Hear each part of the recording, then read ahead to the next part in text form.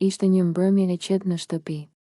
Dritat e zbeta të dhomës krijonin hijet e tyre të gjata mbi tapetin e ngrohtë, dhe zërat e banorëve të tjerë ishin të ulët, duke folur në grupe të vogla, por Lim nuk i dëgjonte. Ai ishte ulur në qoshe, duke u përpjekur të përmbajë mendimet e tij të trazuar.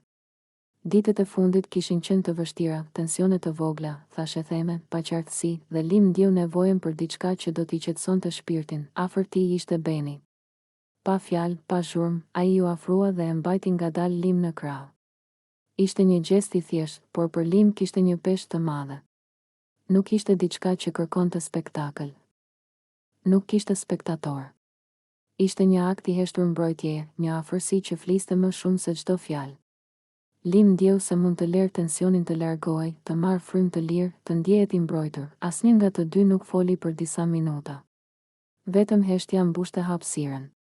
Dhe kjo heshtje nuk ishte bosh, ishte e mbushur me kuptime, me një përkujdesje që nuk kërkonte asgjë përveç pranisë së tjetrit. Lim ndjeu ngrohtësi në zemër, një ndjenjë sigurie që nuk kishte ndjerë për një kohë të gjatë.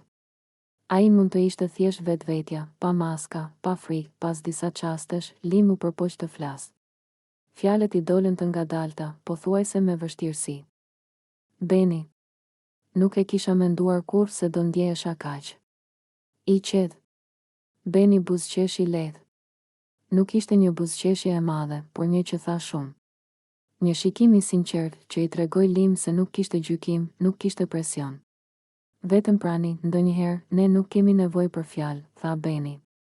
Mjafton të jemi këtu. Lim e kuptoi menjëherë. Ai ndjeu lehtësim. Ishte një ndjenjë e vogël, por e fuqishme, si të hiqej një peshë që mbante mbi supet e tij prej ditësh. Ai u mbyll më fort në krahët e Benit, jo nga dëshira për diçka të mëtejshme, por për të ndjerë se nuk ishte vetëm. Banorët e tjerë i shikonin nga larg, disa duke folur nëpër grupe.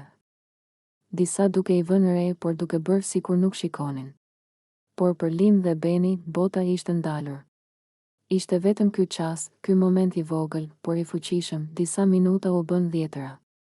Lim filloi të ndante mendimet e tij më të brendshme me Beni, fjalë të thjeshta për shqetësimet, për lodhjen, për momentet kur ndihej i vetmuar në mes të njerëzve.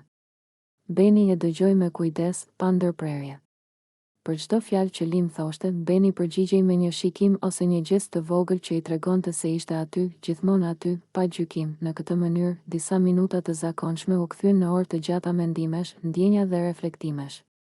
Lim kuptoi se afërsia nuk kishte të bënte me spektakël, me batuta apo me vëmendje nga të tjerët. Ishte thjesht për të ndjerë se dikush të kupton dhe të mbështet pa kushte. Më vonë, kur bisedat e banorëve të tjerë filluan të rriteshin, Lim dhe Beni nuk u ndan menjëherë. Ata vazhduan të rrinin afër, duke folur për gjëra të vogla, për kujtime të përbashkëta, për situata që u bën të rëndësishme vetëm sepse ishin bashkë.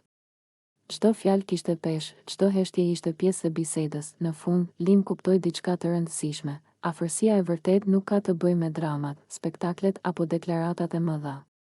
Ka të bëjë me të qëndruarit pranë dikujt, të ndihesh i mbrojtur dhe i kuptuar, edhe në heshtje. Ky moment do të mbahej mend gjallë. Jo për një veprim të madh, por për atë ndjenjë të brendshme të paqes dhe mbështetjes që Lim kishte ndjerë për herë të parë në javë të tëra tensioni. Dhe për Beni, ky çast ishte një dëshmi se edhe një veprim i thjeshtë, një përqafim, një mbështetje, mund të flasë më shumë se çdo fjalë.